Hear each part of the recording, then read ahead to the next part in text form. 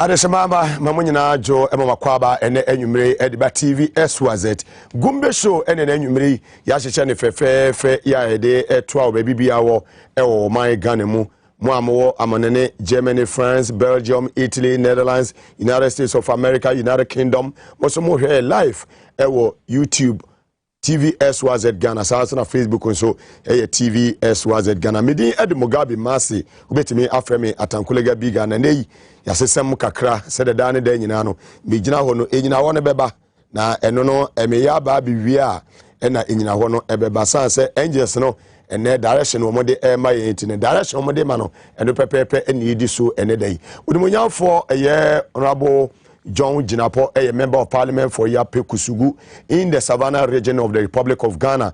Yakawubia wa ben ewo eye economy ho nsem yensika sem no se ne esitie energy sector se ne esitie o man no baabi ampempenso ayi wei sade o man no ekọ ye wodache ana ye ni dache a ye pempenifo ni wo besi nkonya ne edi san komo na o number 1 na enanwumre yi said medical akano monologue no ebe called the last segment of the program na any discussion no na esha asieti medical ama unimunyan for John Jinapo akwaba ede aba eye Gumbe show so ene enwumre show no be ye Gumbe sanse ene ensesemu no bebe ya antifre unua no so fre ni nua na so on for na fidie ni to Tvxyz sanse Mugabe ene unimunyan for John Jinapo JJ umatenase a wo mo ede mpensempense mu papa efa budget no ede ebremu na munim se nyame aduma wo kina budget no nyame ya aduma eneme ebekoso nti wasi esi nkonya biebiem ye unimunyamfo anwumre mi mu akwaba ede ba Gumbe show so live on Tvxyz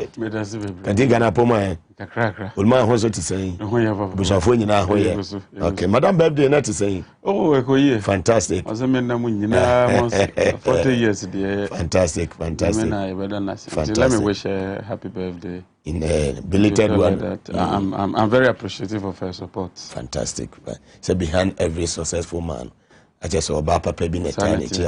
Oh, pushing. Fantastic. Well, let's go straight to the point. And young and some awardwa eda yes in peace why Babeka home and some Nina a budget ya a year could you budget kufi ku budget a year to modern for budget ya ibia 2 days a year bawumiat tax nene yakeka ho nyina no budget a eye Kenoforiata presented on the floor of Parliament last week say na work efa in generally budget a ye de aba beto asisi ada mrase bedwafo anim e wo parliament o me no da se bebre se ne wo kan no budget de Brony Becker say a friend a quantitative expression of your expected revenues and your income ye nyina ye budget sir because ye nyina nim bosome yakatua ye benya Tio tenase o menya boshimi akatua ya metro say me say na me save bibi that's how we do the budgeting there obia ya na a part of my friend economic decision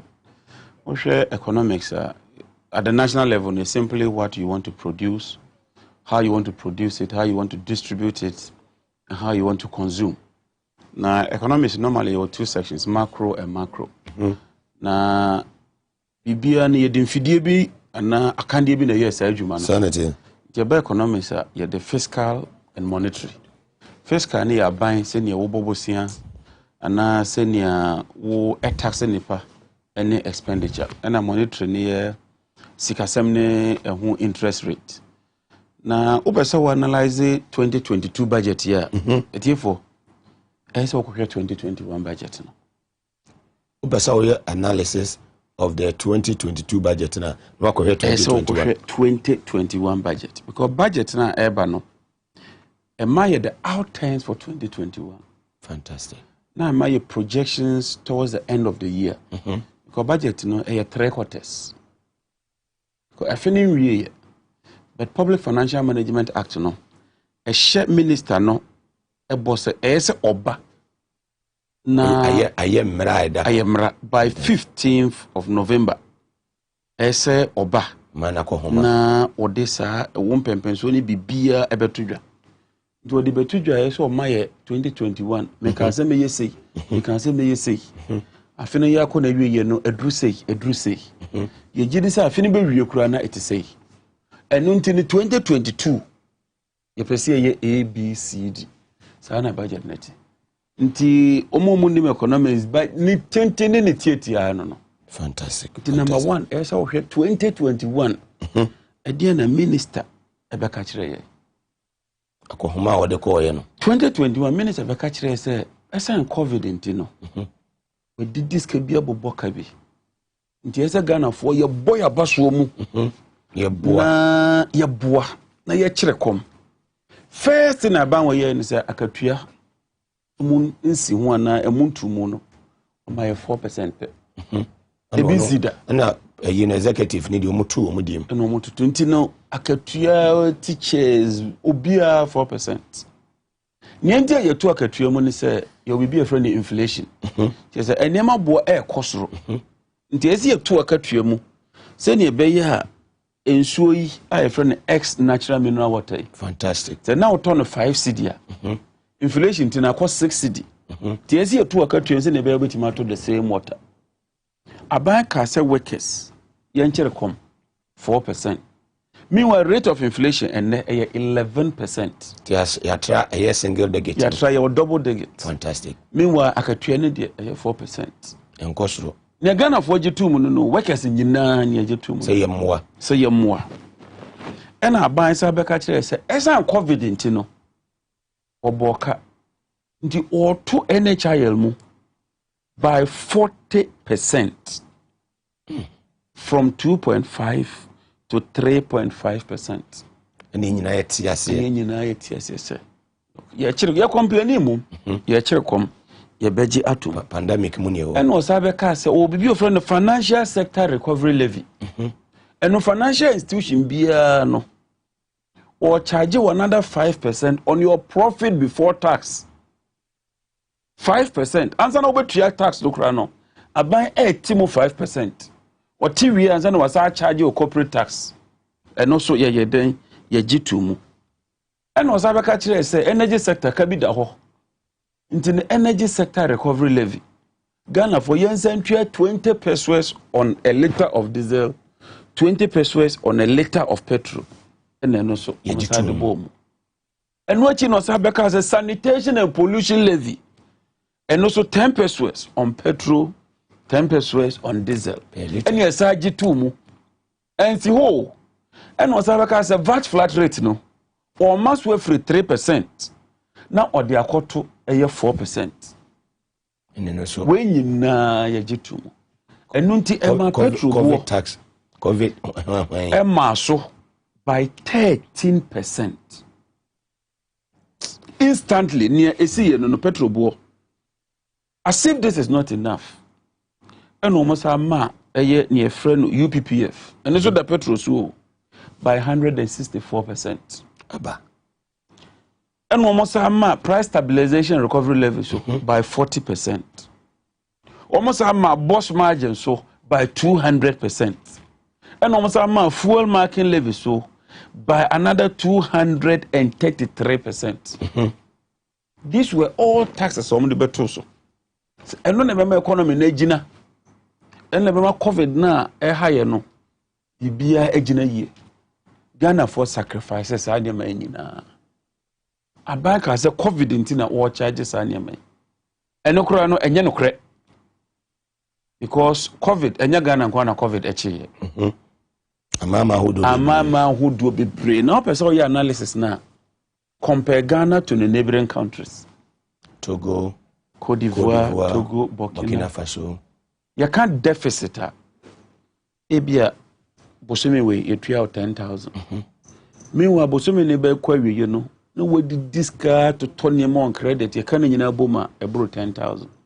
Until there's a deficit. So when the ndrusu your friend is surplus. Until mama nyina mi say deficit no say no munyae. Côte d'Ivoire 6%. Burkina Faso. Burkina 5.7.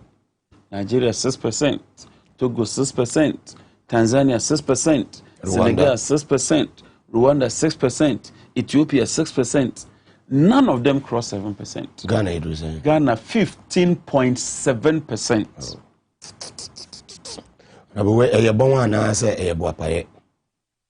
An attempt say yen this canon win election. Yeah, we knew we are Ghana for the best time Baby just can in from Butu.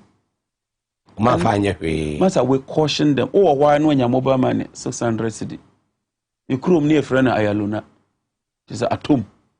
Oh ha. Na beto account mo 600 cedi. Akufo do wonti no the amount. To abanomano.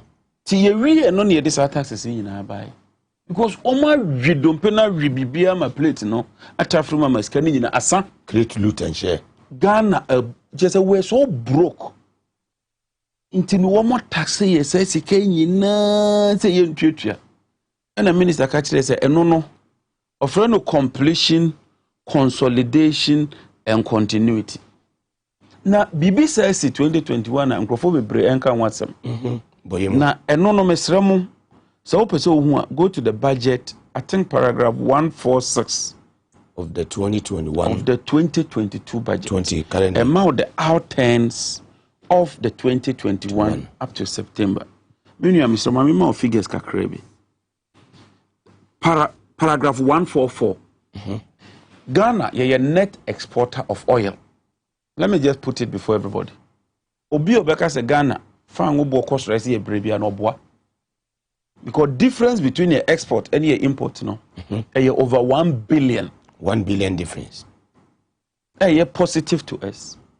Minister, I feel no yebe room. No, say oil price. I ain't ever no. We expect to say by $54 per barrel. On one budget, we see a man who cost by 60.4%. Or estimated 54. Or estimated 54. You could draw 80 something. That means ye botra kura ye nya be 600 million. Ya na nwe ho say ye benya. Abeka ho eda ho. That's one.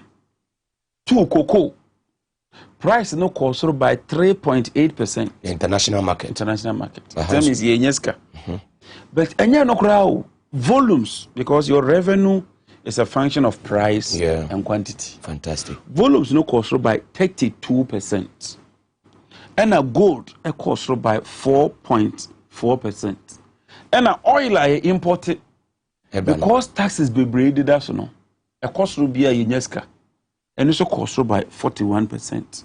Meaning now the Kamboma about we enya 11 billion cedis. As of September. Omodi. Tika omunya ya no 11 billion. And omodi aye hospitals. Na masa, my memra baby asesika no ekoya. Bi mamaye. Abai ka say your total revenue no expect to say obenya. By September 51 billion. September ni dru ye no onya 47 billion. I just was short to be short. Despite tax oji nyina no was short. But enunsi ho. Ye ka ye boy e ma so by over 50 billion.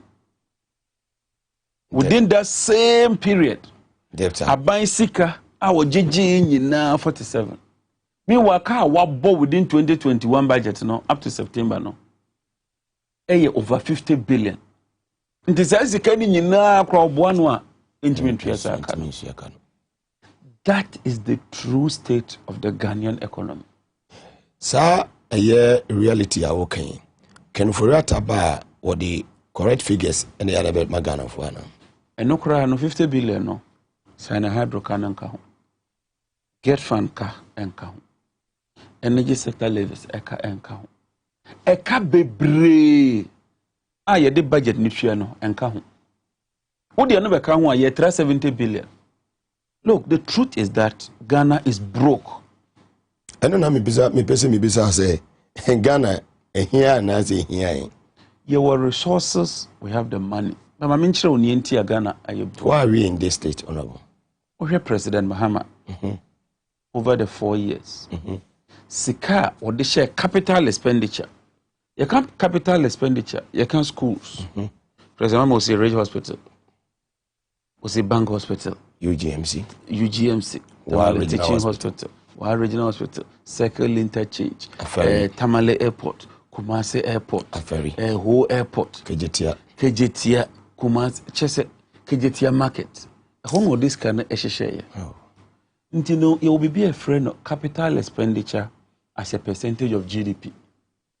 President Mama, the first 3 years, when you are just 70 million, capital expenditure as a percentage of GDP is 15%. Akufo-Addo double that amount. about 140 million. The capital expenditure is 7%. The whilst a president mama spending 15% as a percentage of GDP, no. Akufo-Addo spending 7%. Oh yes, sir. What's the economy? You know, but your friend the jobless growth. Your friend, what the bar I can get my friend Koshoko growth. Akurano no full adre. Benenai enketen. Na come grass and na comment no. Eno na Akufo-Addo DFM. Nti wadada ya masese no. Achechire na mem no.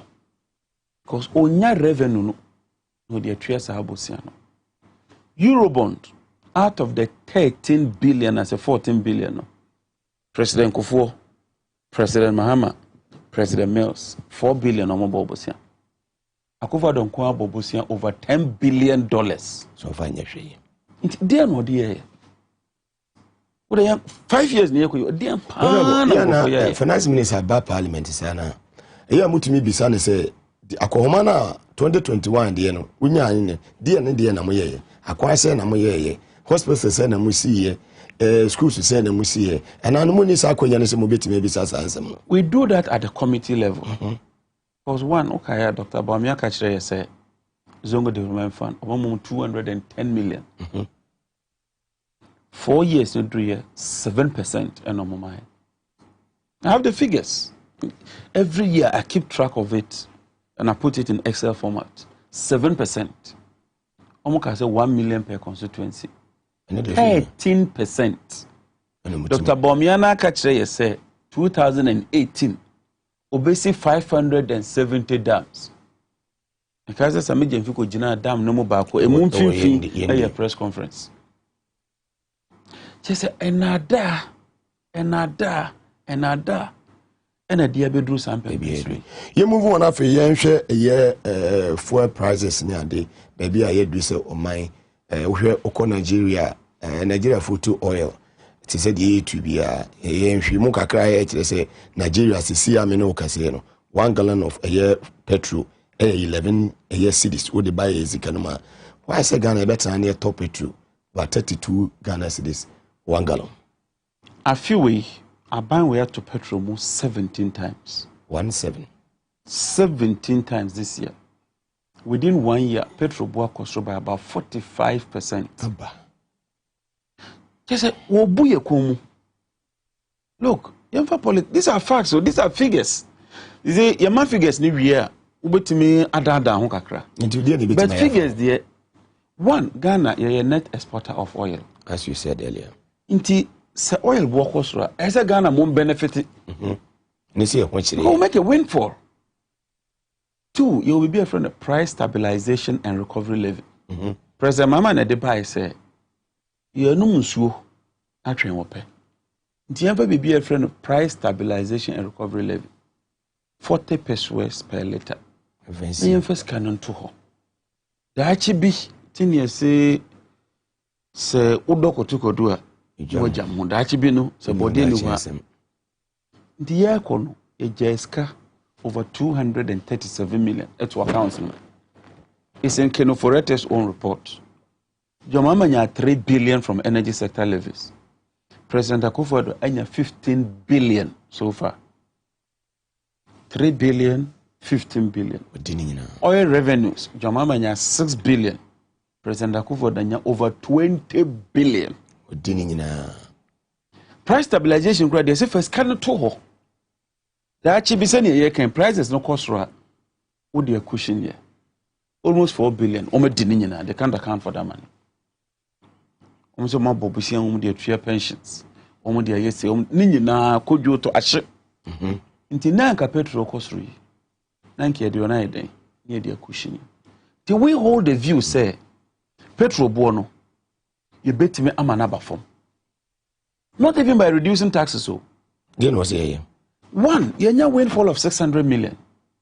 Saisicano. Any expect to say bye. And the expect number. I'm another 600 bedaso. I feel no cry and corner ye. Send you made you. And also made and a price stabilization levy in Sican so at that one come de bayano. And also no, my dream. And how did ye a 2 dear when you do? And none of the day and look, it's pathetic. Very, very sad. Master, we have fuel bo. Echina woni ubekọ na yatum. Oh no, ubekọ na bra, ubekọ asori no. Ubekọ asori no. Ubeso ya nepa no. Ubekọ beba no matum. That is the problem. Omuntumo Friday a weekday so. Se baby ye gina no. Me kai say ya breso no. Me kai honorable secretary.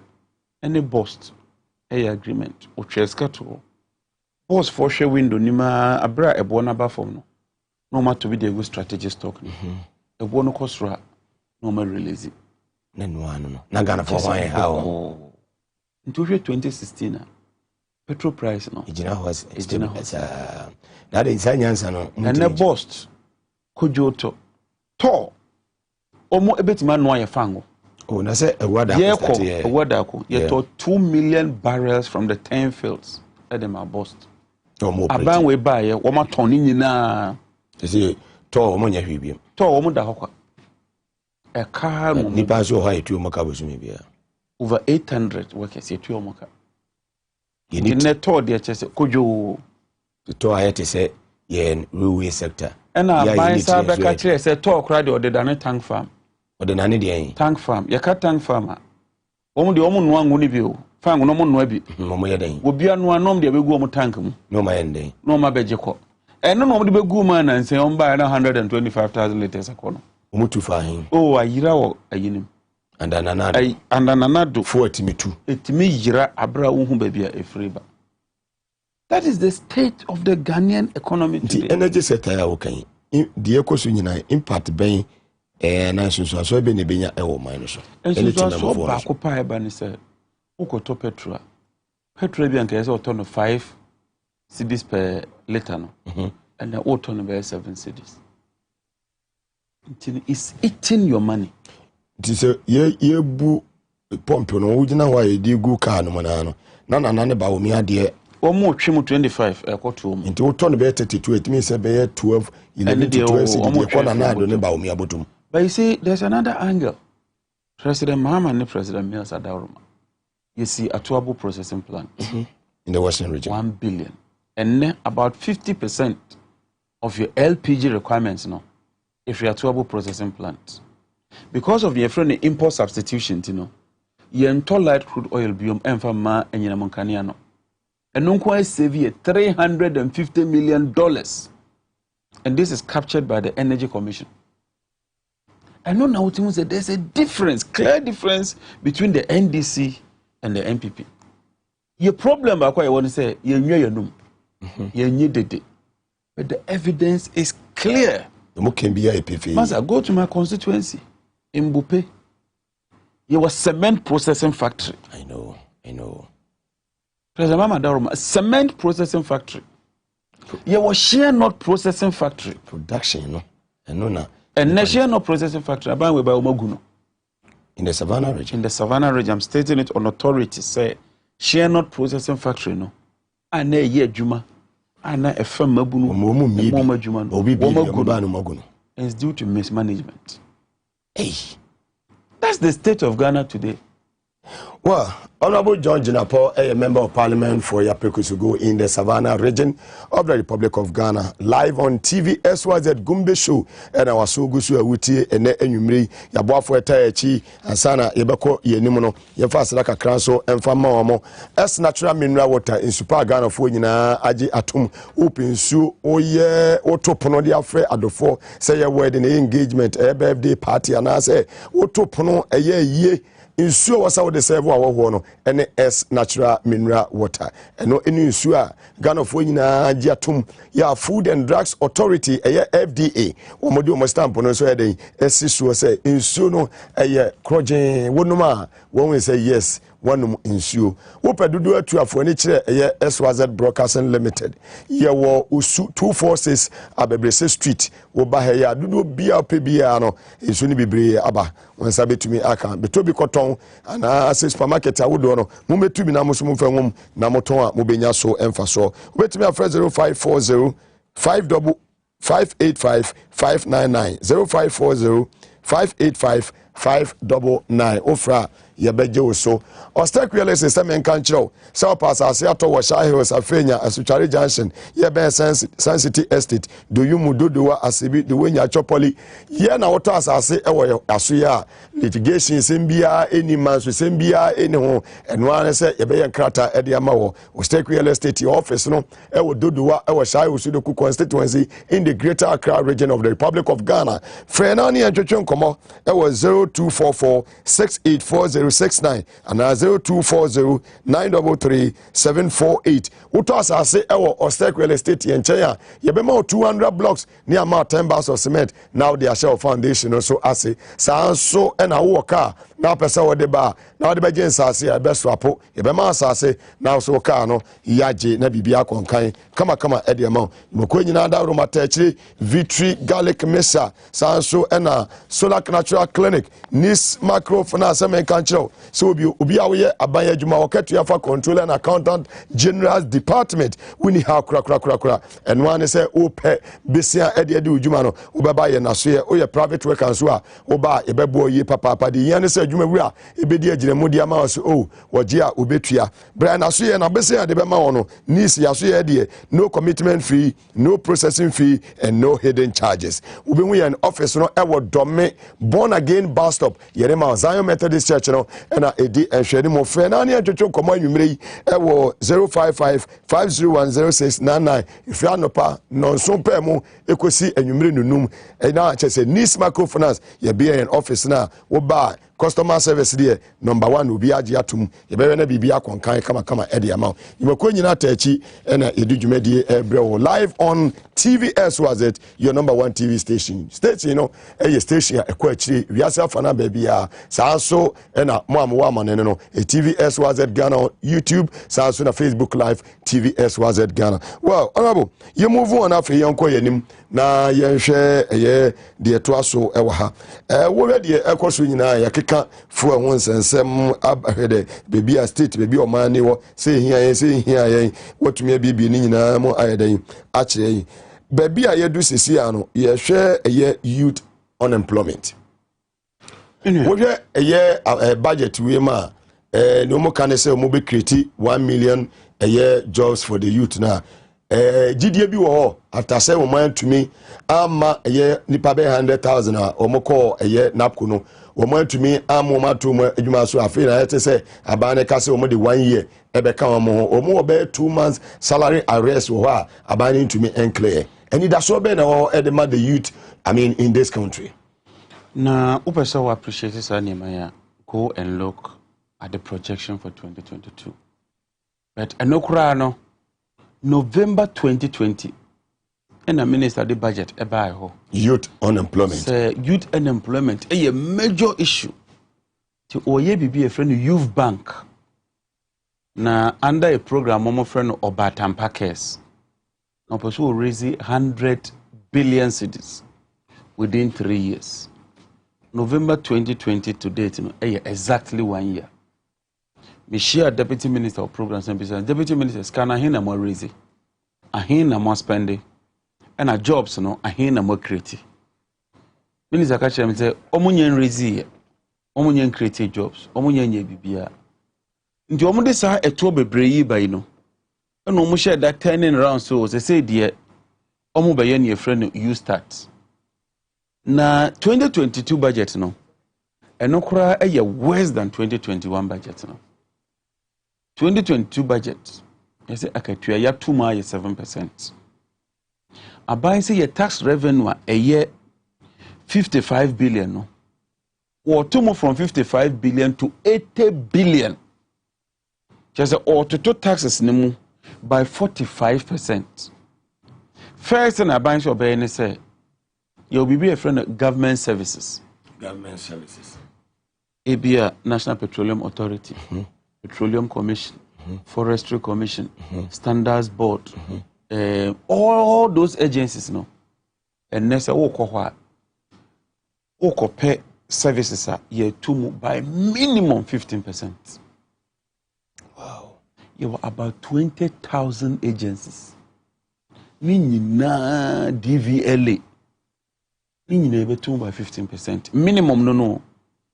Now every year you to musa for another 5 years. Hey. It's in the budget. 22. So the kofi ko just wo book di wo budget o book o wi a wasaka cho se friend agenkwa budget. O wi a wo kun o wi wa kun no because nka agenkwa de Yesu Kristo ba ye no. Wo de no be bo afọ de. Wo ka agenkwa budget na wo tighten ye no na wo dware wo wiem. Nka wo ye bibia be ma ye ho hai. Na nse ye omo bill, hotel bills abetodwa. Oh no. Ene da 470,000 Ghana cedis. 4.7 billion. Ene da hono. Enye no kwa ho. Yese wo kwa broche na wo ye adwuma atete onsam wremu a wonye bibi se wo de bebo economy no. Eno so President Akufo-Addo ene keno for return Dr. Baumia. Wo mu timu 1.75%. Ona bo hwe krata wo kan we every year Ghana embassy United States of America. Now we share the letter now dated on the 1st of November 2021. Hotel accommodation for presidential delegation to Atlanta, Georgia. I have the honor to inform you that the mission has concluded discussions with the Four Seasons Hotel in Atlanta regarding hotel accommodation for the presidential delegation to Atlanta, Georgia from the 29th of November to 2nd December 2021 and the advance team from 26 November to 3rd December 2021. They say 26 November no accordingly, please find attached the signed agreement which the mission is expected to submit to the hotel and also wire transfer the total amount of $73,395 US by Friday 5th November 2021. Taxes have been exempted. In view of the above, it will be appreciated if the office of the president could wire the total amount into the embassy's account by Wednesday, 3rd November 2021 to enable the embassy complete further necessary action. Please accept, Madam, the assurances of highest consideration. Alima Mahama Hajia, Ambassador, Chief of Staff, Office of the Presidency, Jubilee House, Accra. That just say any. Me know say transfer of funds. That just say the Bank of Ghana is requested to transfer the sum of $73,395 United States dollars to Ghana's embassy in the United States of America and debit this office dollar account number 102863147208 with the equivalent amount. The amount is in respect of hotel accommodation for the presidential delegation to Atlanta, Georgia from the 29th of November to 2nd December 2021. The account details to which the money is to be transferred are as follows. And edahono. Boko. We documents we and they are na say kasa documents. Ono abujina po. We say wo ba na me say we discuss something. Sa documents we production team no. Omo from wo maye ne e ka. Omo achinije bi wo ma no mo de ba. Ele dahono. Ye mo aboso na ye mo amo na mo kodi 4.7 billion hotels. Hotel nko ho kanu no accommodation. E won je fe ho ma he o. E mabunu nya anwuma nye. Now the tax na ye dey abebre. Ye mabunu wo second school enkoda achiro ma de basic schools. Textbook school ye nya bi ne ye dey achira enkoda de. Akokura wanya 77 years. What time sika kesi wi. Kesese no ma transfer sika no ko. Matters can go. So, baby, na minua tax are making ye real ho. Momo tax na ye kano. I say ye share that youth unemployment no. Ye real ho no mame. Say any da so ho. Youth mame ko youth employment. Fantastic ni real ho no. Ye te ho na ban be ka kire say napco. Fantastic. Omo employ 100,000. Ye be train omo ni apadwuma omo. That's what they told us. I'm saying be train you within 3 years, no. Then you exit into a Jumayim. 2021 budget, na Minister Beka said by September, October, no. Omu nyina ebe free. Oh. Nti omu reduce omu budget, no, from 800 million to 670 million. Oh. September, ampani ampa ya momu lete so biya nkofie. Ena napko boss no kura Beka say. Napko for yeso manyansa no dwuma o metima akopɛ dwuma Intino Obian Kofi. And a ditch boy. Mentiasia, with Tim Makami be brave by. Dr. Bomiahe Yenye no show. Monzamra back 1 year. For 1 year. 67,000. Minister Sassion Bessa employ another 100,000. Now I saying 167,000. And yet, Okosha budget ni ma. Siga ye try to see a duty or mokano. 520 million. I say no that anumpo. Just say no that anumpo. So how are you going to keep the 67 and employ another 100,000? So I'm going to put. Sinyana omko ye no kora no omko didi no mai. And yes, baby. Yes, be beautiful. Now you've started some management. 1 billion. 1 billion also be create 1 million jobs. Which that means that obi abenya 1,000 Ghana. In your Ghana ha pa yanka no kre. Why not the 1,000 Ghana equals a business? Because when you divide it by the number no per year no 1,000 cedis. Meanwhile, Momo Kwano what tax here 6 billion. Mobile money taxation kwano 6 billion. Just a few way taxes are a bit here. What can you now boma from 55 billion to 80 billion? A move 15 billion a new tax. Nti ni omo Canada chese tro enada eni nkontompo. Ye we bibi wa ha. Wo hwe Auditor General report wa ba ya chese sika enwunu omu edi ye mu wiwiaye efa ase no 12 billion. Na wo ka se momo sika mo be pay 6 billion. Nti ujai 12 billion no na wo be chese 6 billion. Tie kwa ben no se aban fa so mu betimi atwatwa santokuru sikadie sikawia basabasa no omu betimi agya akoro no na wo matumi amatimamfo no omu beye bibia ma timamfo wan ha wo mo se de be ye homo so beto ye timamfo ma. When the first thing they say best strengthen anti-corruption agencies. That's the first thing. Martinami to criticize the president. Ekosise. Mother serpent. Yenye baby kudri. Martinami do na MPP for edini year campaign pa 2016. Emma ni din kura say Apostle Amidu. Citizen vigilante. Fantastic. Dien. Uka ye bond din say special prosecutor. Hey. Ya boabi si onu awo tidi no nyankanya bi. Echire oni ya boabi ntokwa. Twema mentwe. Domelevo. Yenyina nim ne na oye. Was charge was afoma for ape. Ene di anisi. Protect the public. Domelevo eki ye kuchinji padlock no. Protect the public purse. So onko tenafie. Nti clearly no. Abino is not committed. Abino is not committed. And you can see from the various reports Abino is not committed. And none of the bedru sa empempenso ya bedru ya ne edi ohaw any obre any amani hunu ebre Ghana for. Na me suma Ghana for into the future.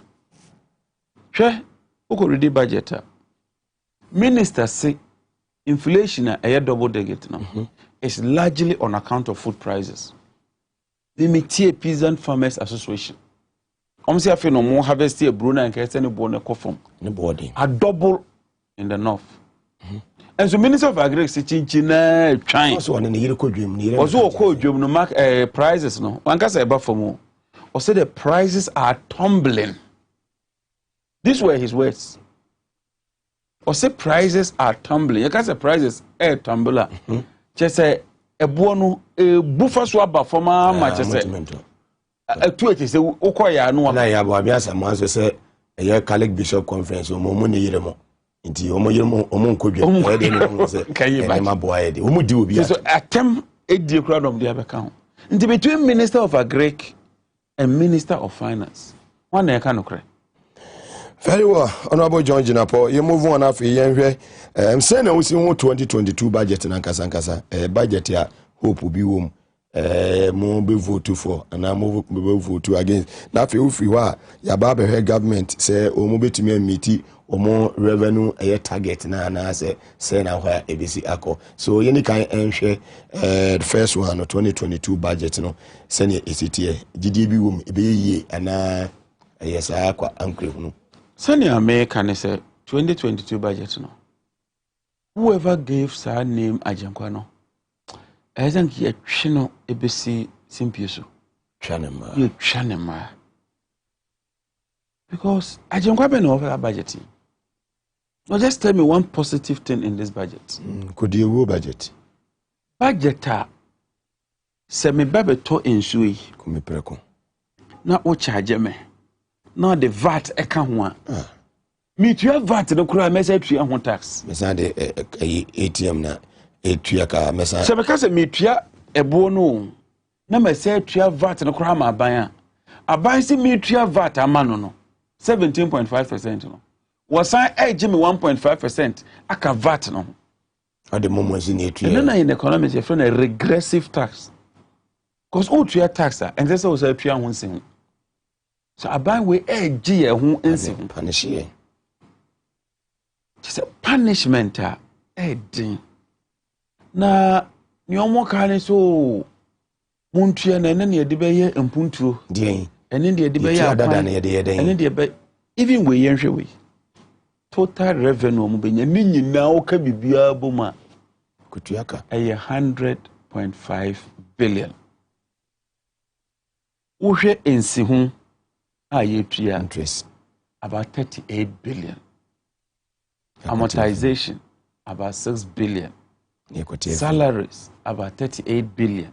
Statutory payments about 38 billion. What can you know it's more than 105 billion. The better than survive is all mine. Inti saiti kana musomo de ko yempunto na we. The that means saying more budget we know revenue target no they will not be they will meet it, and even when they meet it they can't do even one infrastructure project. So how are they going to do the 111 so they have hospitals? To go and borrow another 37 billion. Omoko borrow another 37 billion to support the budget. Already your national debt no September October nka November nka and after never kan you the 341 billion from 120.2 120. That's what the Auditor General says. 120 in 2017 7 January. 7 January. And another 341 billion. And you know my in 9 months, just 9 months. Yekano. That means the last quarter of the year, no, fourth quarter, babeka 341 billion. So an estimation, say no more estimate. Yeah, estimate is a bedroom 80.2% of GDP. 380. Yes. What check as a percentage? Now your tax revenue, you the 92% in the betray economy. Honorable, say Osha Ekase a 2 year inka a year. Bayese o mamba bia no beden obituato de kenoforiata mo the picture that they are painting outside there and say Ghana for intua eto about 30% of Ghanaians and etua taxes. Na ohwe say obitua eto bibia okay nyina ho ne aban ne beje na so mpuntudwuma bia wo ye wona makwan so a potholes omudi omusori a omofa wienhyɛ ne omo enam na omo nam wiem no mo dware wiem adwunso wiem edidi wiem ehwe sinima wo wiem eda wo wiem na timamofo na omo no de tumi ahye won so mapone kakra ma wase wo somo mo no wodu mo kosa punishment we ma die no wase ye se eye timamofo ndi betimi ahwe na do say ya for more yenya ntwa awan kura nwie yo ti betina mu say ya na wo mu mia ye ni ewu no mu mia ye ni ewu ni yetimu saa kwesi de ben. It's not even true that Ghana has the lowest tax as a percentage of GDP. Uganda at 12.7%. Congo at 12%. Cote d'Ivoire at 16%. Malawi at about 11%. It's no more kind of a credit. And true. President Mahama Sika Unya na over the 4 years. 109 billion. Akufo-Addo enya almost 200 billion. It's about double Akufo-Addo there. Any home rage. Akufo-Addo enya double near Jomama. By a hospital back okra. You President Akufo-Addo buy one hospital, one say we see. No secondary school. They say one secondary. He promised 351 could only see. One. You challenge you to Munche hospital almost 30 years more. Munche a secondary school almost 30 years more. Munche a kwanya must start in 5 years. Just one. We're not asking for two. You know consumption. One. Look, Dr. Bamiaka Chire say, Momo tax yet say, which yen taxi, here for yen taxi, yeah, for. So what has changed? What any? Or catch say, and say increase the tax cry roads no, yen totally roads no, yen fanya kwano, and ne assassin. Or catch say taxation credit which ye move from taxation to production, and then we are taxing taxation. Because we treat tax, no? Now we say TSR tax, no tax. That is the state. Okay, say energy sector levies are obnoxious and nuisance. Oba will be year free. No more the akwaji loan. 5 years I can say between no one so ako 2035. As I am my scan so. As I the new one and friend the energy sector recovery levy. As I the abe peso. Get funding in our money ajabusia. Get fund on the ajabusia. Ekoko esi mwurem koko. And then I was at the finance committee. Roads, urban roads. One car, one more day. 2016, yeah, kona 830 million. And then more than 5 billion. A car that whole. Road sector car. Meanwhile, President Kubo mutual contractors. From 830 million to 5 billion. Inti hope bi wo say contractors ya abani de omoka dada no obetimi atu omoka no ma ye adwuma foforo na say hope bi en. Hope die you can hope pa dia you need so e bibia ense adwuma ma baba. Inti from taxation to production, what happened to the production? Nothing. Tax. And I have some figures, right? Check construction. From 2016 to 2019, even before COVID. There's a difference. Check electricity, check manufacturing, check all the key sectors, banking and finance, check insurance, private to the credit sector. Bibia ejija. Yoko a banking sector. Now you said ye budget no 2022 budget no ekafa yen banking sector no.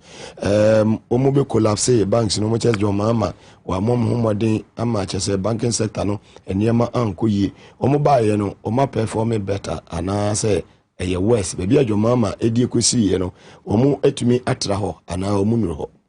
When you open up here, just go and check credit to the private sector. It's gone down. As compared to John Mama. Abai mum na ebo bosiano. And when abai bobosian bebra in economics a free be crowding out. Because abai the debia obetria. And here's the difference between say okoma loan to bank compared to abai the any higher. In most jurisdictions, no. Because of the risk involved with the private sector, no. Ese abai and a private sector, muska na ekosro. But yeah, no form. We have a debt profile, no here foreign and domestic. Domestic need to pay 80%, which means that your bobosiani internal more. Obiya so person dey ma abai because abai dey ni baby on obeje to na odi atua. Obeje to. Nti wan say the domestic side no esura na eko. And ando jitu no so the private sector enya credit. Insurance sector enya problem. And when you read the budget, it is clear. Said the way I said your buan crofo and kosa. And when you do that, you don't create jobs. You won't create the jobs. Don't know where you're going to see. They said, yeah, me catch the president, mama say, Omo Nabaso. Or Juma see from can he do it? I know President Mahama. He's a man of integrity, a man of determination, but more importantly, honesty. And no dear. And no dear. 2016, our oil prices above from a name yedi. I catch a Ghana for say a name yedi. Was in Yensum, Yanyan and Kakra. Into where the real GDP growth was 4.6%. That is the non-oil GDP growth. And then very important. Who here would tell overall GDP? Debbie, go and look at the non-oil. Because the real sector, Emma and Puntu Eba. 4.6%. That's impressive. Or Kokuranisika, 237 million. Ujama Kofado or energy sector levies. Odi. Papa Ibaya, Rabasa. Heritage Fund, no Kuramanian and Tears. Heritage Fund, no person room. I'm a mom. And you sink it. And no dear. Hey, just one you buy in. Heritage Fund, when you be say, one card dachi. Share COVID buyer, Yahuchi and Pa Yahuchi as a look. Kianeki. President Mama, and price stabilization. There's a Heritage Fund and the other one. Baby, you say stabilization fund. Stabilization fund, no one for the 1.2 billion. Or buying one fair being cotton. And no, was a cateno. And then me hear no, Oma Cate. And Yakan now, person will yield the cost and fund Mukudi. Mama Manedi. Budget. And I do him 2 deeper. Oh, Yaniabre. Say a woman says you're a minority. But we would fight, be resolute, be firm, and do what is right and proper. Ghana fought to Abamamo. Some quarter of Nashibe film. Sansi na intimate so a home. K2 South for Omoye over Bay 90,000. Omoye intimate so me go parliament. Odo for a year over a year 60,000. Omoye intimate me go a year parliament. Yapeku go for a year over 40,000. Omoye intimate me go parliament. And you be intini you on Abu John Jinapo, Unuya a year Abu Jinapo, ye ni Lante, ye a year Benayiku. Ye Linda Obenewa Uklu, ye Dr. Zenato, ye Chen, ye Okuvandapo, Simunina Monkotnaho, ye Macnaza, ye Jaja, ye Ramadan, ye Sususe, Chairman Sambonso. Mukudu we are, Monuni etimemufua did to me, no, Ashamons, I say, Monkona Monwasumie. Not then a Mukudu parliament wa. Na kwa partisan no kwa afi kwa na asai ade onu misa ade we enye emotimemfo no su cheme sabo su baji agina musa sa chenchen na wose ye paase na ha ene wose ko na timemfo no e chiri wo mo ade na mo ye sa menua enye ye gina na ye sa chiri mo e ba kai luxury tax as a luxury vehicle tax de ba ye tuo mfo. I remember the finance committee ye kasa sa o man tiase.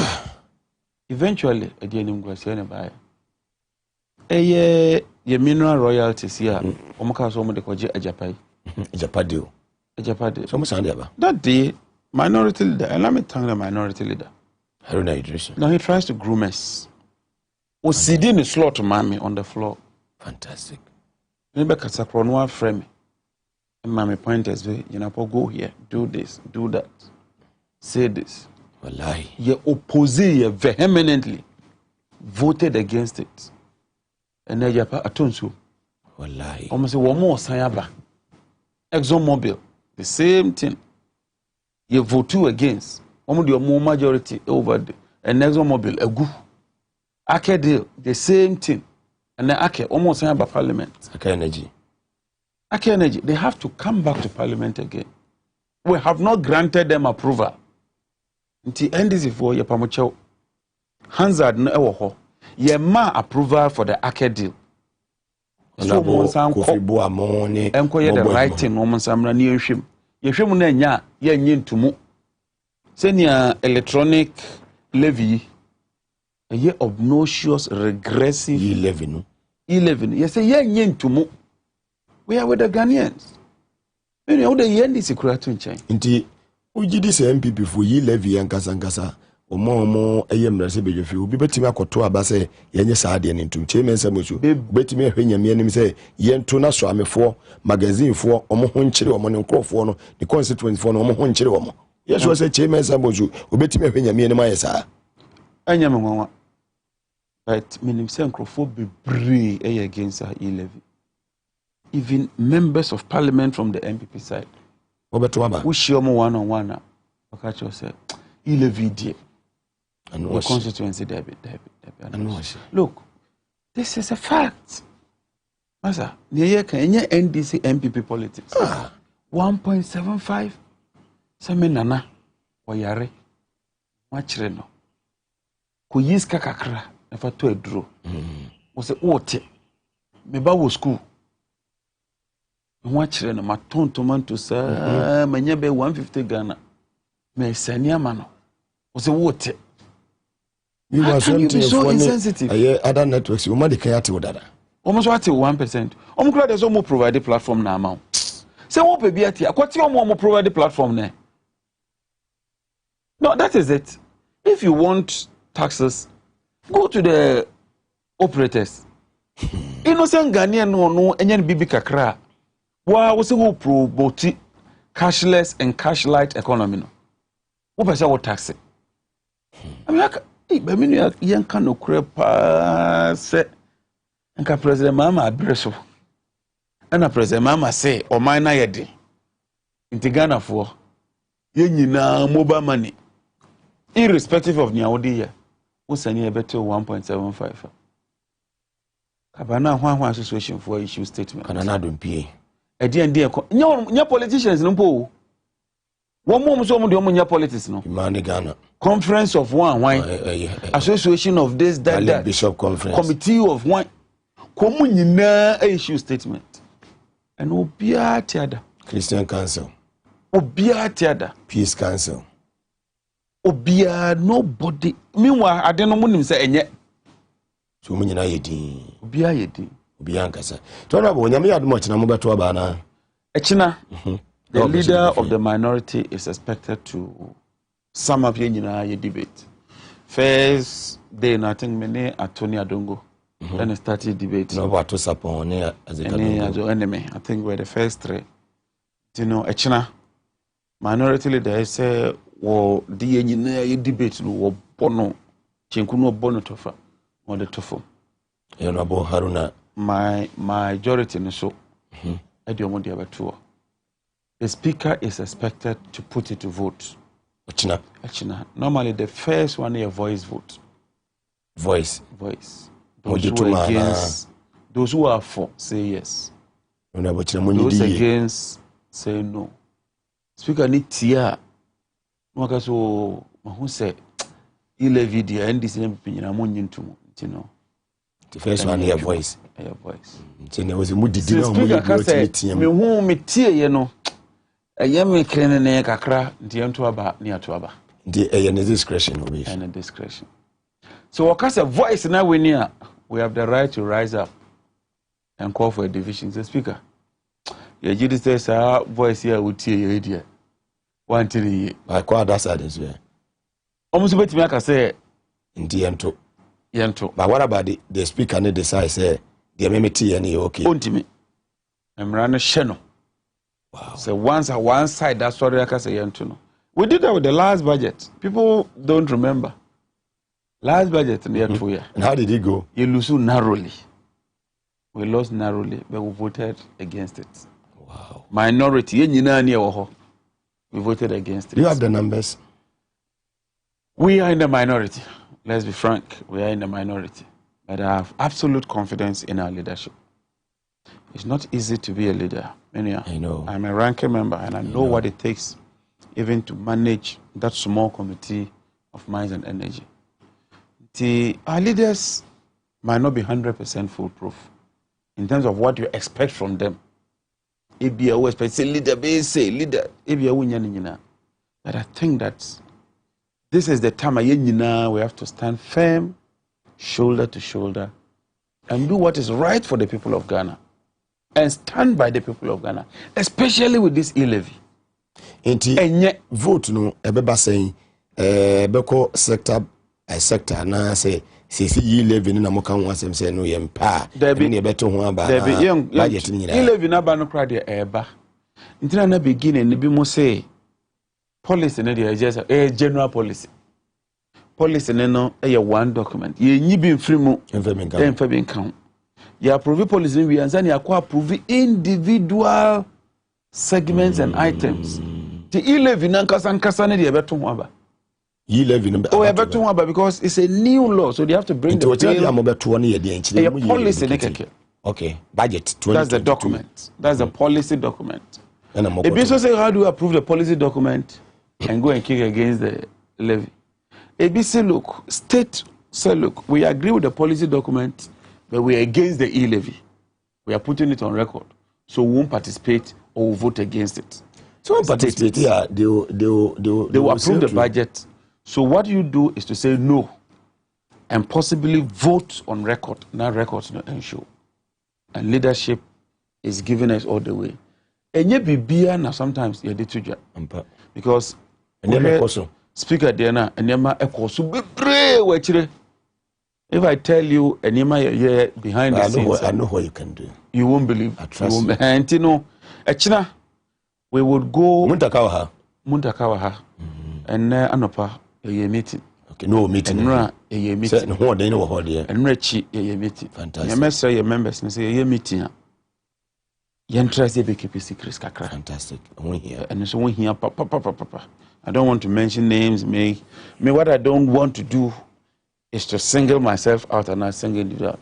See, you lose, you lose. Sanity. You win, you winning. But you no, you home, now you're some party, no. You have a party, no, and your party first. But even before party first, no, Ghana first. You can't Ghana first, and you compromise. Now you can say Ghana first and say E-levy, and yet. Inti yentia E-levy no and no near your friend Ghana first because Ghana's interest and NDC interest no the same. It's not Ghana in Ashamo until a China you go to Aba. You're 2 years. Yes, I'm to Tuaba. A China banner is not the end of it because the E-levy bill on Bele next speaker I refer to the finance committee. Near consider ho near pencil mu and send a report no. A free finance committee about the floor of parliament. Then at plenary, they will decide where it goes. Oh, maybe see 137, and 1 independent, right? What about if the speaker decides on presiding? Then somebody from within us would have to sit in. First, it may have to be the first deputy speaker. Juwise. Would he agree to sit? That's another matter. I can't answer that. I know a leadership and a speaker and a penny for and everything. So no intimia. Then the second deputy speaker, a year from an MP on a sort of Motone Paye. Epaya is defeated. Modern Google. No, that means the motion is not carried. But me Kai say last year, dear no. I don't know whether to put it. You can be my chair was 1 year. You guys will be my chair. Those are some of the intricacies. A gameplay. What the two another. The Juma will be committed, will be determined, will do what is right. I know, sir, as a meeting because of the annual between leadership and party leadership. Because a Juma, you know, in your MPs we work under a party. Let me be general secretary. Me sure so many na be di nsawoso. Educate me kakra so na ye mrase bedwani. Se obi ma ye parliament ya. Be ye mre be sen na mo betimi hu se ni pay we free parliament be 4 to 5 months until and kanda. Say ye yari o se ye bibie mu no. Nipa ni betimi akoso absent no ho ana say who betimi absent with permission from the speaker. Unlimited. For how long? Unlimited. Oh, okay. There's no law that says you can absent, but say we need permission from speaker. 15 continuous days. You can't exceed that. But the speaker no power say. Speaker was time open wunya. Yes.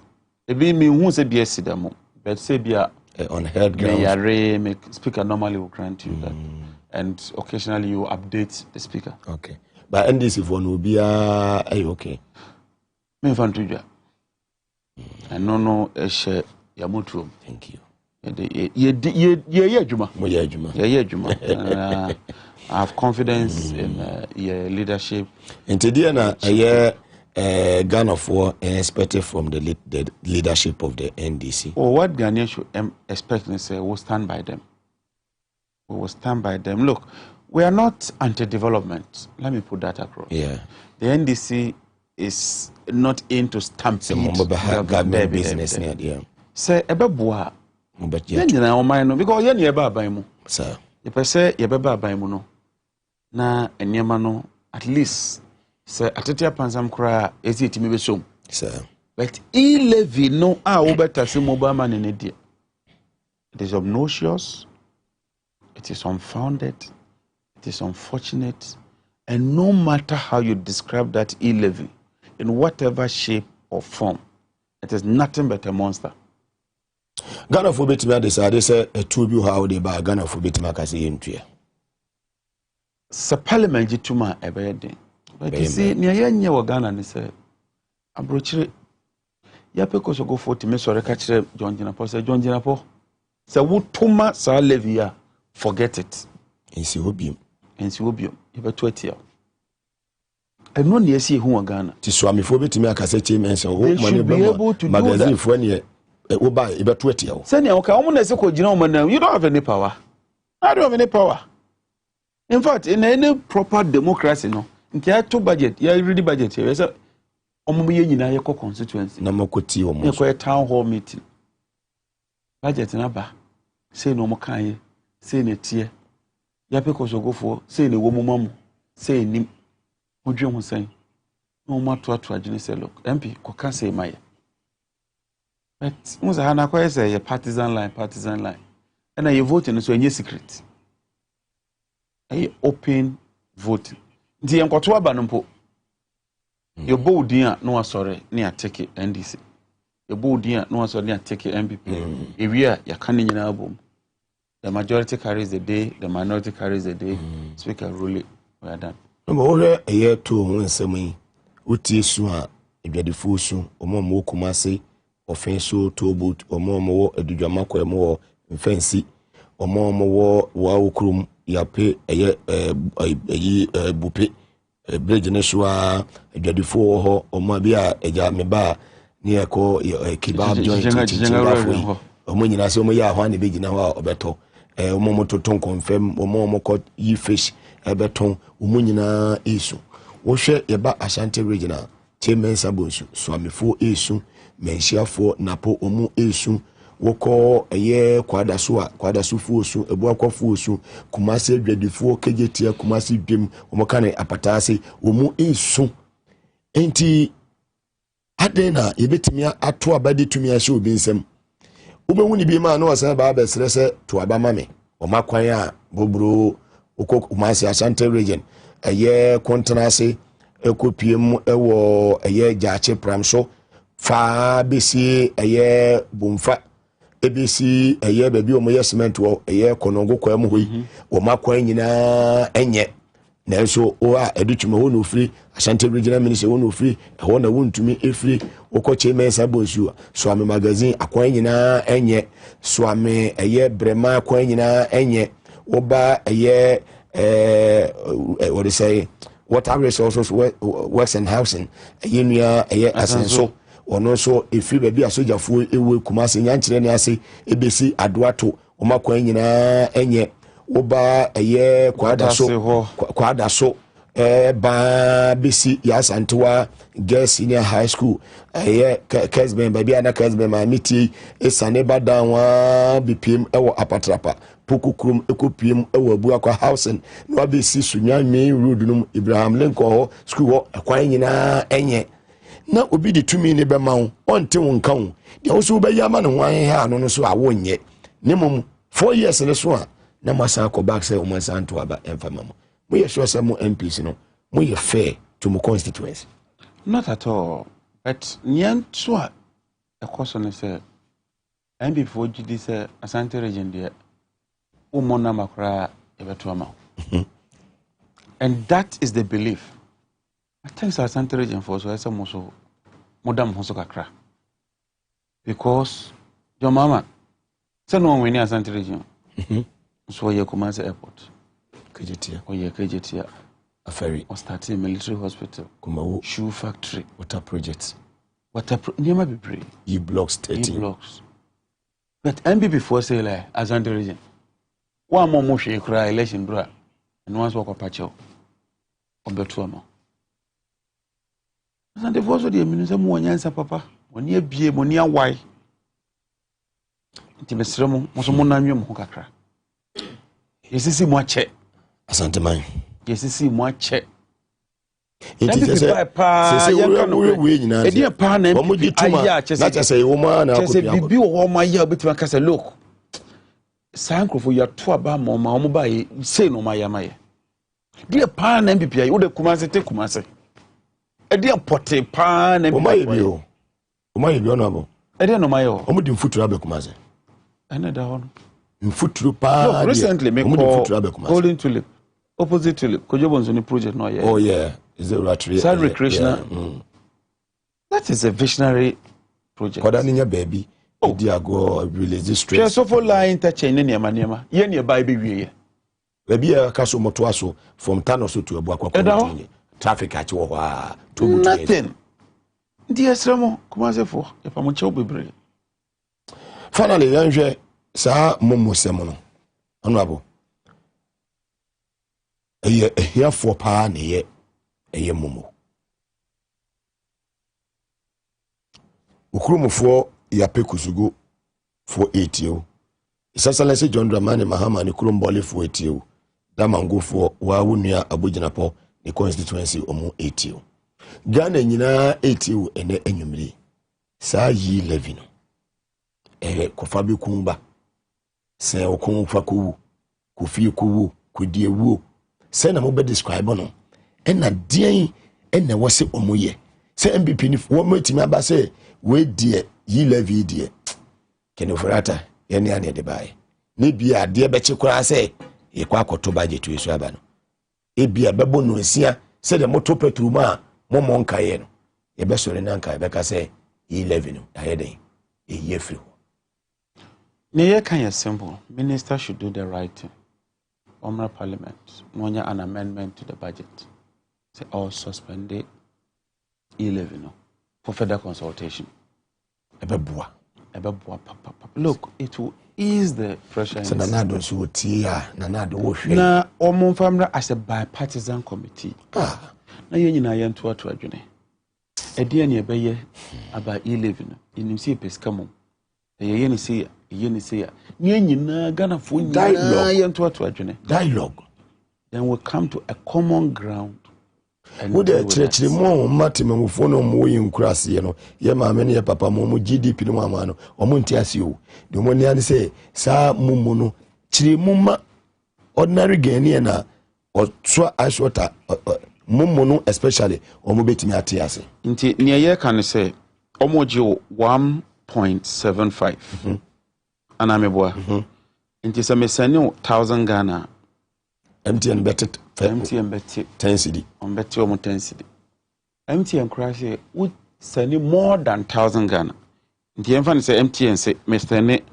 1500 on the 10 cedi no bet we say it could say 5000 so from 1000 to 5000 cover the buy no yes no mo dey say we buy on bet 10 cedi na do so what say na do bet 26.2725 MTN now no approve the platform na mount no any tria NCA etria aban because okoje license etria bibia no enjoy about the no betti 10 say say how the 50 million ekomo obi ewo yape kusugu so on fan ni edwa say 50 million no 5000 Ghana na do ma no na do 5000 Ghana ba o me abenya say na efrem na do beje 512 obeje 85 cedi o say 85 Ghana cedi ewo almost 100 Ghana na do beje na o tie free say scan na only na do ba o me tie say scan what say scan but you know what is even more interesting maybe say no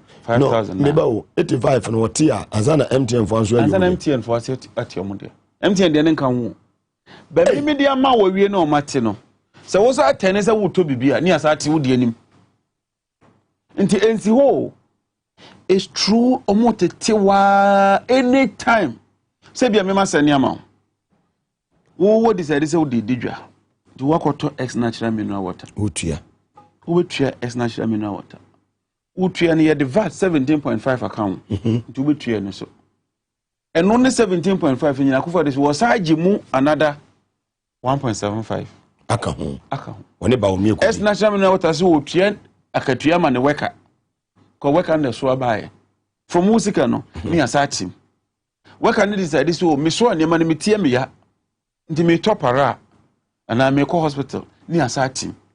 Nti 50,000 yi.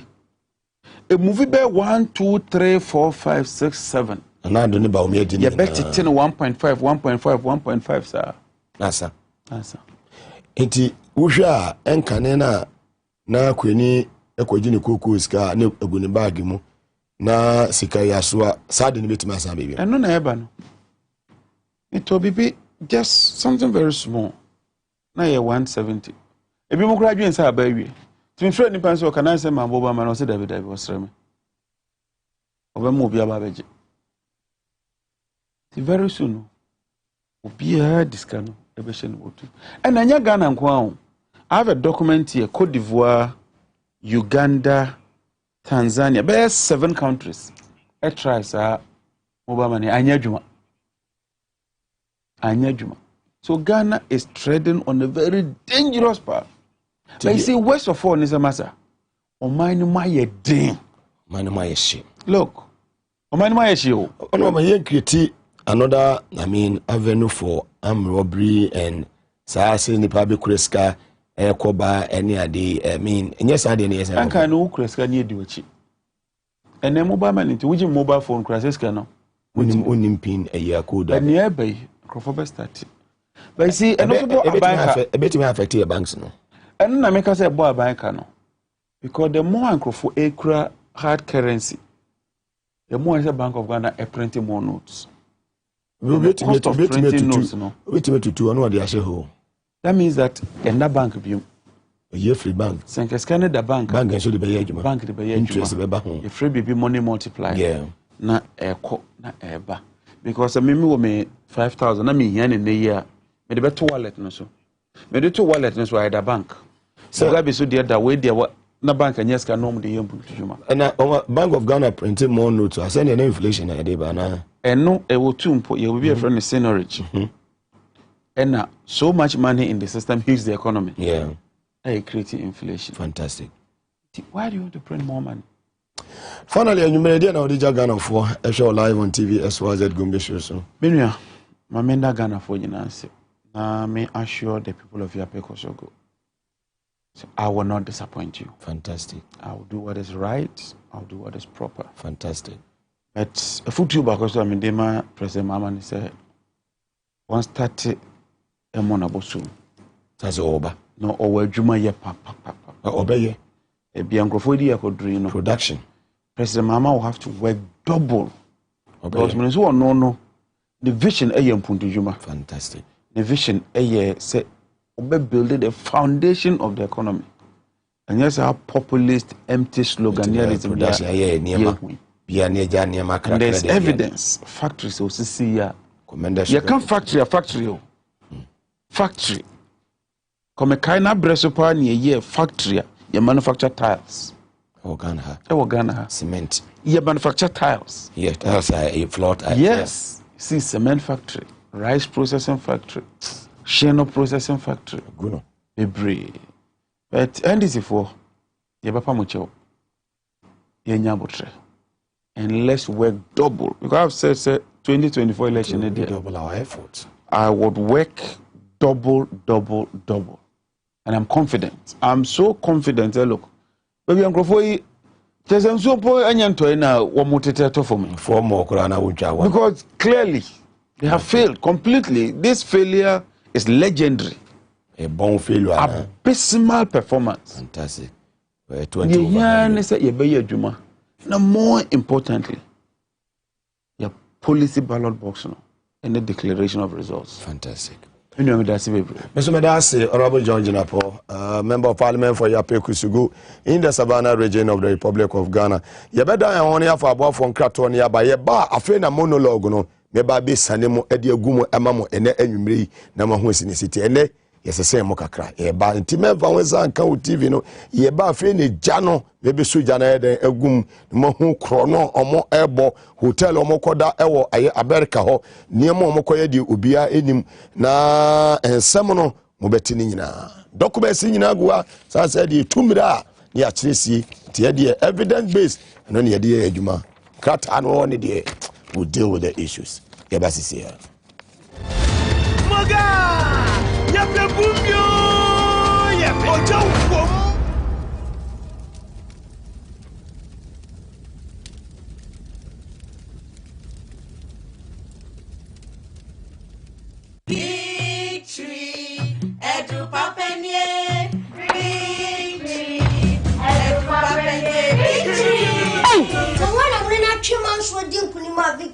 Victory, sir. Say, you are not your swat say. You know, victory garlic mixture, no? You're my thing. Hey, and the victory garlic mixture. Let me join the celebration. Victory, Edu Papa, victory. Menu. Number gentlemen, dimmy more for sunny year. Menya victory garlic, no, and then me what Tommy. Canino. Menati kakra na makuma bomi peri na mabre na meniso nyine brime na sisia no menya victory garlic mixture no bibia ye kama and then let's celebrate da onye fie do me you know appeal for any oba or man for intimi mfasa edro ibi victory FDA agi edwadie enkrato yi atom. This advertisement has been vetted and approved by the FDA. A good papa. Ganabam, if your what apostle, your waist, all your body, you make bazaar. Thank you so much. Me bacho ma me Ganabam me. Kese ni mi no keto ana mi ensa. So me wona manyina tutume me waist me chi me baby me ko so dwani na me yasa. I feel good. What ah, abeg. What are you doing? No me am about hospital. Ganabam. To wait here from doctor no. Where you there? Ebia o. What massage me? 70 cedi. This atiabako. Ganabam. Yento embeto ha. First atiabako nti. Afenchu obi 20 cedis. Hey. The doctor. Nemo say we Ganabam come. Say am tuo. So afoso. If you can for Ganabam. You can resist.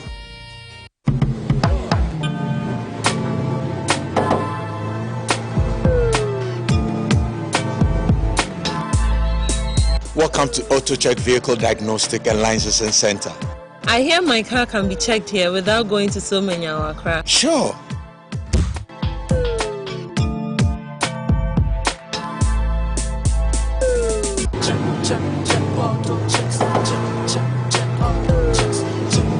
Emission, check.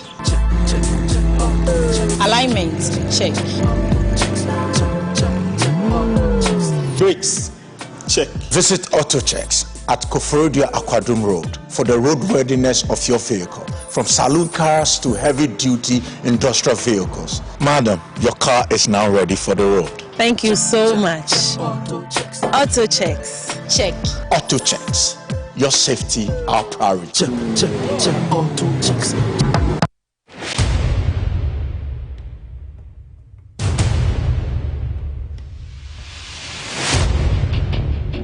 The average human body mass should have at least 60% water for optimal performance in any physical or mental exercise. We can help you maintain it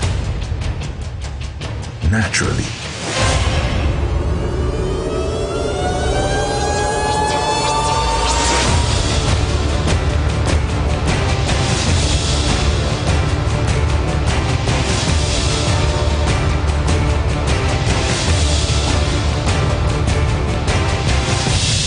X Natural Mineral Water. Simply natural.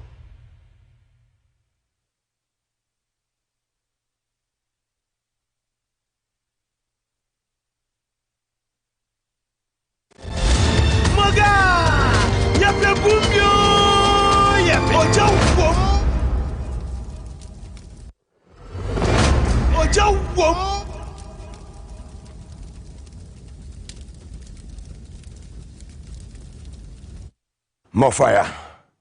Esam akwa babiem yene onumunyamfo John Ginapo yewie yedie no afeni yete asim ne akan adwen a kire wo mo afeni ye bekan adwen a kire wo mo akromfo mokwa akodiska eto mokwa akodi to momo si ye mo ya bosuom ne ayejejeje to ne yɛfa mamo ne ajeje to ne wie a na mo de sika no wie nhyɛn na nado ene ne kɔfoɔ na wasesa nipa bebre na do makogu America na uri makogu UK ne makodi sika no na masan aba moba na mabe tax Ghanaians sabe mu free say Ghana for ya huri anim kɔ yachi enti da ne da nyina mabakɔ so no ma fully Ghanaians I me catch them say the good people of this country Ghanaians are discerning. Ghanaians are discerning. Yet now sao ye betinte sukoko de achana nado. And then the point is no one who say sabe yanyamwa. Nanado tra UTV ni Peace FM on the 5th of December 2016 catch the Ghana for you say Arab Spring akwaye fa so e ba ye no na Ghana ni bi anim na nado na di nchemu ni ye dan e de bre ye na bia na nado de Ghana ekono ufi se mabune ne ye be hwe say ya e mabune ya tra wo say ya o me say ya ba betinte sukoko akyew na be funu sikadie basabasa na mudie eto na mudie no eto no mujije to na mudie no ye ba betinte sukoko akyew na be funu mo mutimi control me say demonstration ye be ha say ba be ye no anye demonstration ye wi ane ekofio ye kwa ne ye buta ne kete ye be double te be na watwe baako ye be tinte sukoko pa ye ni to ye ni jan ye fa abo na ebe funu international community no obi abate yanka ebe funu wona wo ye ECOWAS eye chairman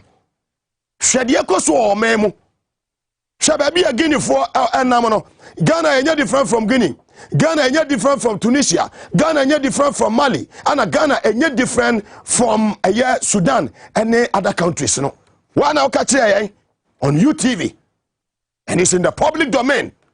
She kwanya Arab Spring ba sana oman ni memoya de Tunisia amabuna enye nyumanye ana abrante 23-year-old boy was sorry ye and there what the petrol gun hun wo twa ya dan etu no mo no wo hye na sane na abrante na eye no na dodo na anije dia abrante na eye no ho sa tam no wo wi niam afo ana ekoso wo Tunisia mampanyini ne yire ane ne masikadie ane niema anu omo eye wodwene ho a na nya de asa wo yadai wote ase wodwene ho a na nya de wote ase ma ne yie wodwene ho a na nya de asa wote ase ma ne yie anu na na do betra UTV ni Peace FM kokroko sibaka show so e chia Ghana for na ka 2 days ne akoto aba e kwaya Arab Spring e fa so bae ebi when they release this out of this way. Every Jomama office.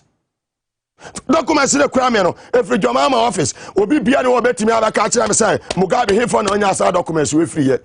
A fake am from a cockot. Documents and then a minya bisao, some menya Juma or presidency, menya Juma awa a year Ghana embassy what USA, what's it, menya Juma, and then I'm a saka documents we. And yama phobia moya Ghana for the Bianin Hono, open a release documents in the Yamaya down in Dana. Mada Somonegua Bonte, Mada and Somonegua Bonte. Sa arm robbery a gang. Ya modern national security for the be able. Chrono mubo kromha. Se wa broni and some more kaya in ano and a daddy makumakono. And there Kokrobi say hey. Na national security ni ya chino Joseph Akon na aya ne card crown no one crown so no the baby on the department operations obokro no sesa AK-47 near the amount for ne krom no mu di bone wo krom ha ene bone dia we yan people near emra encho na mamu yan dis near emra no so wonsa baby akwakoduo no ya omanya sesia baby a wono COVID mo pandemic abaye sika magie die saka wo mampanyi bia wo do wotema adema Ghana fo a kasa ne nyina kwa ye dai kwatwitwa so 77-year-old man Oluma Bugi anije kwa se obenwo niema omo hye omo ya on se eto ni tua no me kire se wo ka se me Mugabe me tua tax nese mi tua tax no na mo sa wo de ye nyansa niema wo de ye mpuntudwuma hospitals wo schools wo ya kwan eye potholes ni so nti da ne da nyina nkoto absorber mabo me sama ye dan e de amawo se nyansa niema na mo ye no but muniema na mu ye ni nyina no dodo na why over the bar nyansa enim so we are man panya betra kwanya so watch our first time we would kiki so wadi kunim e de kwatra kwanya no so ya so in speaker of parliament aye no bia say government business betimi ada e betimi akoso at the end of the day na so bi sa ho say timam for ne de anya afirmo you promised to build 350 schools across the country starting from the scratch media na Jesus our mama ma pompia go mo botom o mama we bi mo so be mo appointment so a NPA and Ghana Airport Company o ma da so to mo kwatre TV so no radio so a and some akoso say hold the government accountable no obi atime kasa sikadie show where hotel where a hotel kwa baby o mo koda nko 4.7 billion 4.7 billion hotel na nado ane ne kuafo ochina eno mu free ha 26 ekosi aye 2nd December sika o mu kodie hotel nkoa mini omi eno no ya Pia ya mobile na ya num so twa wope na niema bayi not even a single hospital, not even a single school. Hwe kwan kumawo government hospital na anwene ne se wo hono afari military hospital na anwene ne se wo hono la general hospital na hospital na ya adwuma na obebubugu ye besi ne kwese bibi koso ho ana sa 4.7 billion na mode koda hotel no ebetimi aye adwuma on jet na ode ba kono jet na wonka anka ho jet na wonka nyedan enka ho we ye sika wo mo kwa yedan ekwakodi agu omu butom omanum sika omu kodie nko ano no sika ye omu kodie de omu kodi ni omanum nko ano no sika omu kodi agu omanum nko ano no na sa wo man na so man panyin nwe wo ho mo se achemo mo se achemo sa wo man panyin na so man panyin no onwe wo ho na de ono no odwen ne se ni botom nanum one ne girlfriends atoa kase se wa broni bisa wo sie wo wiensan etidi etime afa wiensan na wa ban se mo abaka ya na Ghana fo ayedin kai America na UK mo yeso asa Canada do resign en kai impeachment process say say wa parliament Canada do da so te so ko no wa resign da ye tima mo fo no ne ya loose and ya just sabe ne ma bia ni se kwaso na kwaso na ye security ye didi agro Oma penye bia with security a paramount, very strategic area. You don't joke with your security. And number be na medi actually. Or baby can say I'm robbery gang. Abeka be seen na bisa we say national security format issue statement. Kana pa oni Ghana ha. Bisa we say IGP ni ne plan format issue kwaze for them. Format issue statement. And Bruce Daddy format issue statement. Abasa wa broni. Mu free say Ghana for ehuri ani mu koyachi.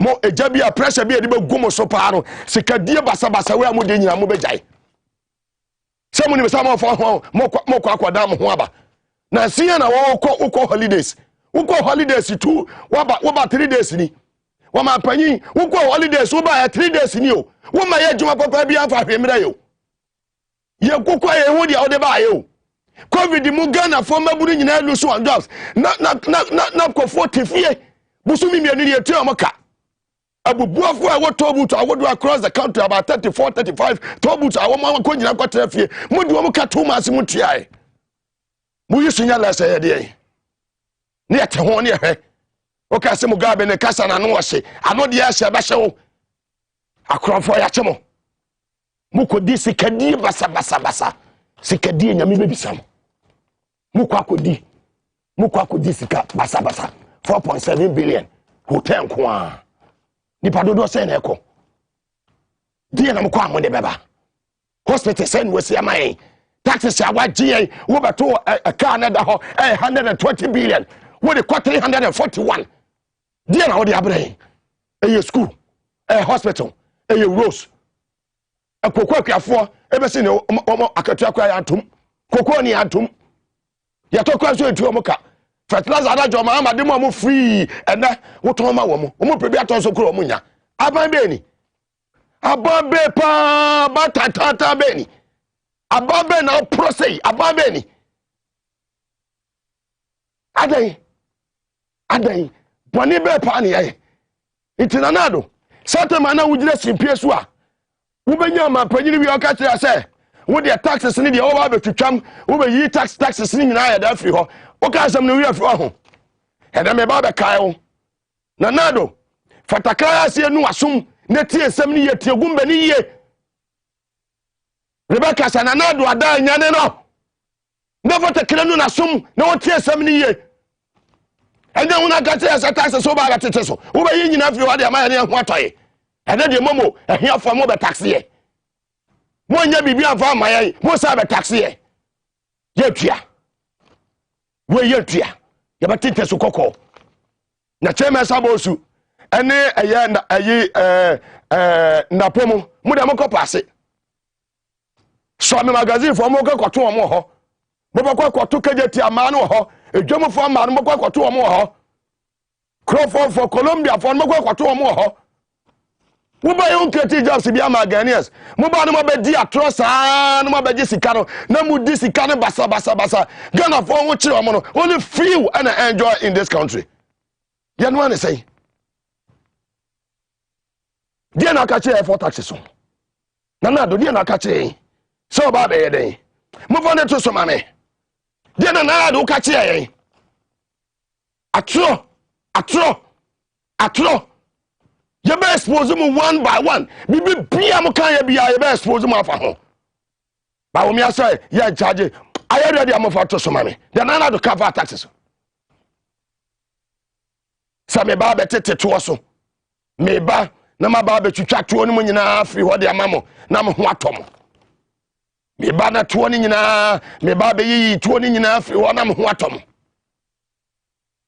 To na mutua no me ba be yi ni nyina afri ho na mo ho atom adan boni ben yaye sa wo man be se boni ben ene yaye se to aba de ma wo ye boni yaye ne se Ghana for cotton santre to aba ma wo nanado enti nanado 77 years woni doni tima kakra wo mu ye tinwa wonte nanado ye tinwa wote se ye tinwo enti wonte se Ghana for obre Nanado si etim na wonte a wasom wonte se Ghana for so so mo bre woman na wo president ye die no na kwotene mo che kohwe wo modakono no won wo mabra bade yete dokono na kodi ye na ya 1 cedi na ka ho nsam no ene 2 and 3 cedi wo ka ba bia kodi dokono no no matumo kwa wo no matu wodi dokono no sometimes na dokono ne 1 Ghana cedi ene dokono no 3 cedi adan wa ye din wo ho Baumia, no political on Peace FM. Me ma na ma ba bia ogina kan yo na wate ase. Word kwam sifa kan. Wase momo die. Yen taxi, san say adenti no say taxi momo. San say momo ne ye hiafo ene ye momo. Iti entimen taxi ye hiafo. What I say Baumia? Momo ne ye Baumia tax. Momo no ye Baumia tax. Sikan kwafo we agi wo krom ha ya wo hwe bibia o mode o msabe so bia na ase bibia o mode o msabe so bia na ase wo yonko ba beje sika was spending ya no nru ba ya 70 billion hwe puntujuma wode ye wo Ghana ha puntujuma wode ye wo Ghana ha mede ko Asante regional me katamani na me kura paper bia me de mesa right say kira na ma kire Kumasi airport we say 9 PM me komeni ma na me de ko Sofola interchange owie me ko me chia na me de wadu tafo formers na me de wadu ho kaye tafo aye market asamwase market ene akwan kwahwa akwan asamwase aboabo sawaba tafo town roads kwahwa akwan kɔhwɛ efiri HFM baby ana HFM ɛwɔ pankro no ebesi ɛyɛ Kodua junction o kɛse wɔ ɛfama besi bam breman kɔhwɛ akwan jomama kɔhwɛ akwan ne ɛwɔ chairman sabosu yɛwɔ napo yɛwɔ aduchum yɛwɔ salmon ho anwan mo nyina mo tete mo ntimi nyahwe na na do kopia mo manhye a o tumi kampu tudwuma bia wa ya nkyira satema awura eno ane se nana me baaye me ne o ma na baaye we asa so oye minister o Western House no ba we kofijima Gihok Ghana se on hweso ene yete ho ye ware wo Jubilee House ye ware e wo Jubilee House na na do ji aware ye kofijima baba ma kwa ware na na do baba Jubilee House ne ji aware ye no ane sen yete no obi bom paye ewo eye castle yete na president bi betra sa ne afa ne president Mills na obom paye wo ginyamidi wo bom paye ewo castle otone safra asofu bi te sa Lawrence Tatamo eni asofu kuku da panifo ekwa ne cha mo bom paye yese wo de castle aye den aye prayer camp yete Ghana ha ne te sa asem ene ye gi aware champagne hwanhwan mo bedija no mo di o mo gi afasoro yete ene Jubilee House ye gi aware ho eso ni obi te castle abon paye yese wo de ho aye de aye prayer camp mo se enya atwom ne yete Ghana ha no kura da wa ye kan no kura kire nipa ma ne ete no kura ase ane ya di so hu bi sankofo we mi se we mo wo mu di hu abehye Ghana fo mo ama mema da ne ma o ma we mu bi atime kasa ene kire Japan we emema na o mo kasa ka Japan we Canada Japan me so we adwasafo we o mo kwan omo kwa hemi bisa omo kwan omo anu omo ye de no omo wai Kennedy wai sofo wo so mempa omo wai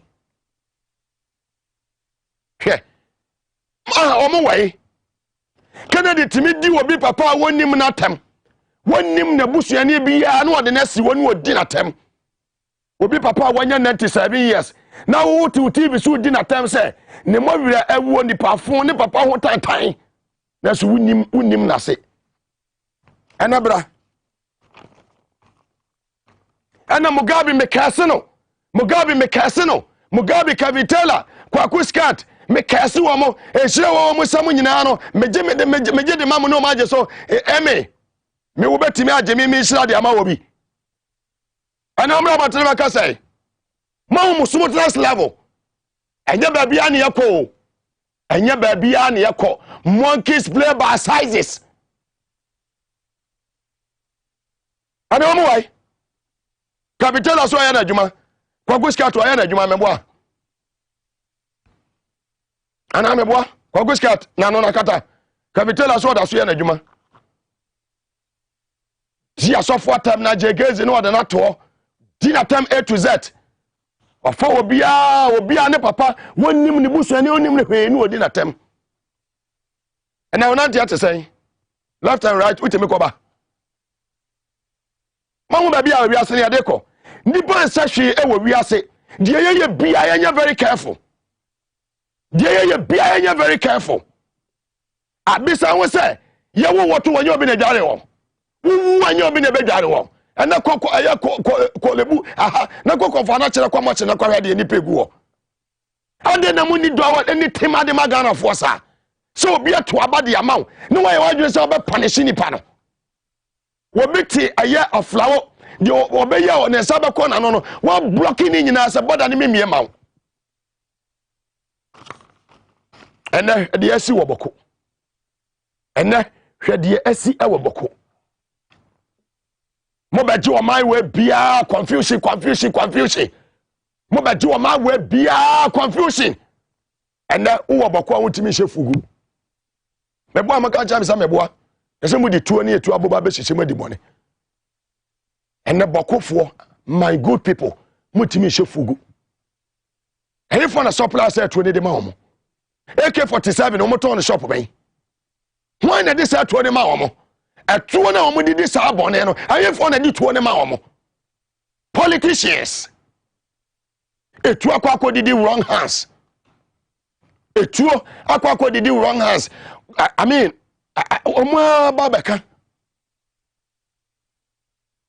abetra wasa won taxi obi a obetwitwa taxes mu uka e na wadane no na be bi amofiri se ye betra wasa na ade be chebe se bia be kwa asori be ba Sunday ni ato petrol mu sanse wen ye tum kro mu beto ye tum mu beto ye betra bontene 1 week wa na abetwe asan some mu show demonstration and IGP wo adwuma ye papa demonstration aye ba be sha ase no eye right eye right o demonstration aye ba be tie montene so abasa E-levy we ni ade no the last of Captain Smart Katachie Katachie Frifa Mokabi or Heneba Minka ye be tie go montene so a ye be shake the whole Ghana.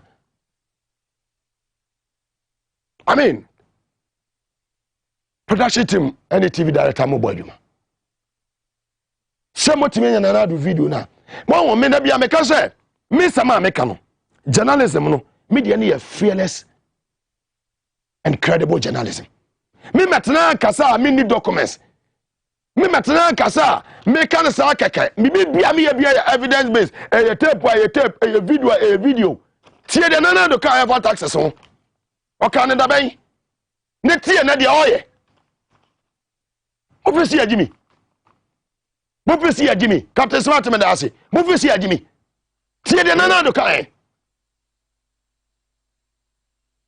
The person me boa ankran adwuma ya for. Na to bebre a. Ya je ye hu de ade ya no. E ba betwem nyina. Ma sha ase e twetwem baako. Power no kan we yo. Oba be boa ankran adwuma. Private sector, businessmen and businesswomen. Inti tuana mutu ya no. Wababa be yeni nyina ye den ubetwetwa mu mako. Be ye fi hwa mama ho atomo. Ene odi mumu tax. Edi hia wo. Eye bawumia tax. Mumu tax, bawumia tax, E-levy. Odi hia wo. Etu sa president we usi ano no ka se hweso a wo be he. Sa president we so ne jo mama gina wona okura 100,000 Ghana enka ne sika no eye 1 billion ne say wo de ofa koto bank na adu nie mama nie fama emu ba ko a wo gine die say wo de sika no ma na afeso abekọ obetimi de sika ma na adu ne eye president mama gina wa de be ma mo sa atro no eyi wo moto na adu tie manwumre wo se wa ye basa wa eye de wo ye eye nanado asadi be dia to gabi mu cheme sabo so mu hwe me life nti mu am ha de mu ye eye wo cheme sabo so me fo ato aba ma enya gidi o mu spare parts dealers magazine fo ya wo so ame enya gidi o mu se kombrase be jefie na koboa wo mu ni wana na wo so ame ho but not hwa induro ma se hwa magazine fo ni mu o mo da so kai sa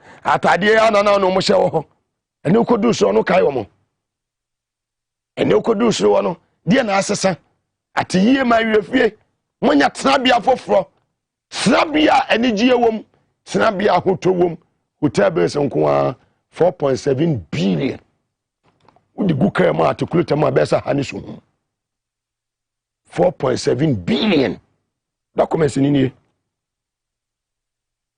Akosia Freema will say Opari Chief of Staff, copy to the Governor, Bank of Ghana, letter of agreement, Four Seasons Hotel, way Atlanta, Georgia.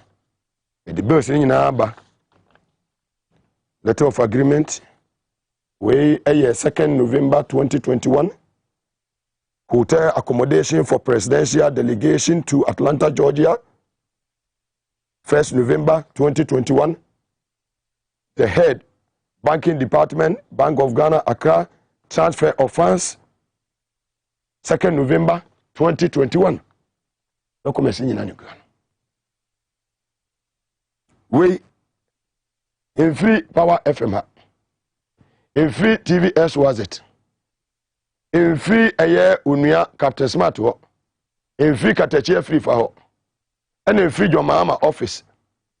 Ifiri Moam ho. Eti o se madam na agu abanten. Bisa wo se die ntra.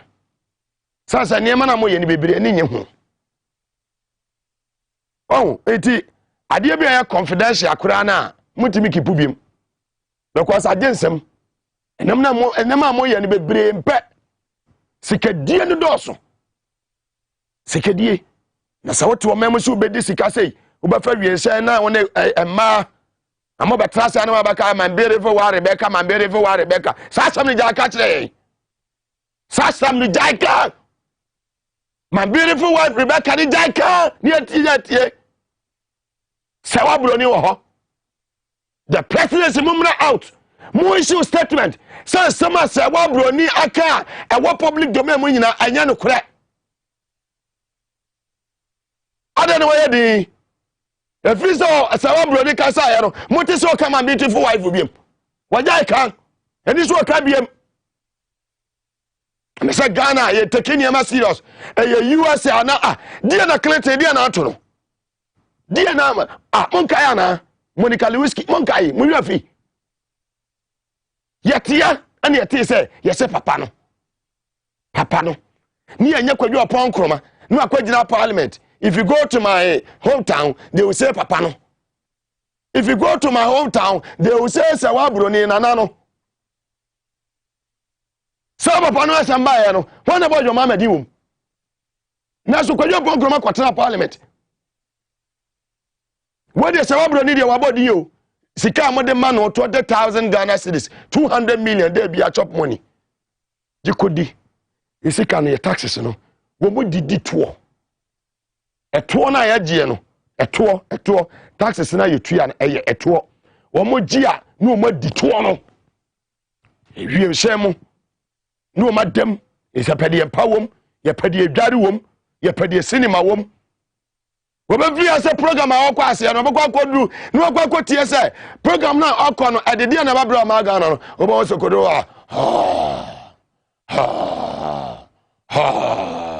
na yeti no wo be so be ba no de na kan ya antehwe wa boye ka kwa nya saba betino musa nis microphone asa men kan kire we obi a we aban adwuma we obi abosome so a wakatua efa controller na counter general department. By China ma obesia na fa yojuma wate. No processing fee, no hidden charges. Said you pay loan, say ye be bibia kama na deliver the amount. Say na o se pe no. Hidden charges bi anim. Processing fee bi anim. Tutumika bra na so ye. Yen office no awo dome born again bus stop. Ye ne man Zion Methodist Church no e na edi ehwe ni mo. Prosta joy. Prosta joy. Prosta joy. We are bema wanya mfie aduasa num eko. O prostate no awasa obo ho ban. We obi a wanya prostate enlargement ana wo jonso ana wo jonso no machemi no. Wote yawo ewo eyewo bemem. Wo jonso ana sa jonso ne bia kam na moja efri akire eba. Wo hia prosta joy. Pharmacy shop bia organ na wo ma obenya bi. We obi a wo treat prostate enlargement ya oba no ba ko no pa ba ko anwumre we obi abasa obo ho ban every prostate enlargement mu ya fa aye duru ba bi akoto ba ma mudi a oba no ba ko one every day aye prostate joy obi ajatum pharmacy shop bi organa ha uwe ma emema no prostate joy ma no prostate joy enye mema ko anenum itoko aso opedie prostate joy. Me kanfo ene anwumre victory garlic mesa e de amount. We obi a we adwumaden. We obi a wotra fa akon eche. We adwumaden wotra fa akoche. Me kanfo victory garlic mesa ene de amawo. Victory garlic mesa ene de amawo. Victory garlic mesa yi wunya bi na sa wonoma ebo wa pom den. We oba konfichi anu aya se ba odwedwe. We obi a wutumi ni di wanum ato buani beka so loss of appetite. We obi a moja ntimi ni nipadua no mafusa na yi blood circulation We obi aye janwa adwuma. We a driver ni, we a radio presenter. What na kwanya so che. Said be a moja ni betimi adi ni padua no afurisa ni yie. No ameka say oh, ananse ache me nan, ananse ache me sa no, make afo Victory garlic mesa e de amount. Victory garlic mesa. And one aminum. Pebinanum, pharmacy show be organa, ubenya bi ayede, ubenya bi ato. O secretary estate, medical de modi ato. Yedamase. Nis microfinance yedamase. Es natural mineral water yedamase. Sadani de nyina motaya chi, emi etumi di dwumadi e de ebremo. Nyame asomdwe kamo. Ebi yawo a otumi enya abretena o TV ho. Nyame hira no onye okese. Man big brother Lion ufi Germany aba. Ono hokene eye ajewa atenka enra wo maame ato nanane mo nsedo immigration man ene eye abusuani nyina more fire. Tanko more fire. Benwood of eye Pokuase. Benwood more fire. Ono hokene eye ability more fire. Nyame hira mo. P-Life, nyamisha mwabi atumuku ha. Kids be run about mwabi atumuku ha. Ubi eye Tvxyz. Boligatanga, wamushe Tvxyz. Udu eye tamale. Tipa Taxation, Alaji Abdal anini team. Ubi yellow man etene diya hon watamale. Sheikh Amin so ewa media watene diya hon. More fire. Pasolo te hon. More fire. Nyamisha obia media washing bay daddy woso te ho nyamisha mo nyina mamu he won kwanta saf mamu ye adwuma e won kwanta eye saf municipal eye hospital accident and emergency ye nua ba Rosina ene adwumafo ni nyina nyamisha mo adwuma pa yen MPs o kira Ghana fo nyina hwemu Chemes Abush ibeti no be bi so amefo be hawo Honorable Haruna Idrisu, my good brother, I trust you. I know what it can do. Ghana for nyina hwemo. Ya mame ma Joanna, ene CPC for nyina Audrey, ya chacha busuano. Mrs. Norman, ya chiamo. Ya di mubesia ene, meda production team nyina say TV director aboaje, wabo adwuma papa fantastic. Ene yesesem na madame nua aye Ralph ase. Ima for no mo ya miensa. Ima 1, ima 2, ima 3. De mo nyina ase. Bogesuom damasi sa so ena sector asida eyemodia small boy danger Desmond Sowa fantastic o boy adwuma no press any team camera for no Kofi the boy now so ye makeup ni bibia fantastic the moral ne de mame osimuga fala ne to mame chacha ne mame ha segment we ye ne say mame no touch oba ye man wo first no Salaba kope champion producer Yamisha Yenia aye Kevin Asante baby obi aye chiao Mr. Erica Hianyo any team ni nyina executive producer Mr. Benny Anti e da obi bia ase midin e de Mugabe Masi wobetimi aframe atankolega biga unbreakable unstoppable unshakable and unbeatable the strongest one indeed mi mamu nyina amuniti obo ade ne dom ye na next week ye besese ye china bo eye no mienu ahia me e wo power 97.9 FM na me the inside politics ebebro mamu nyina muniti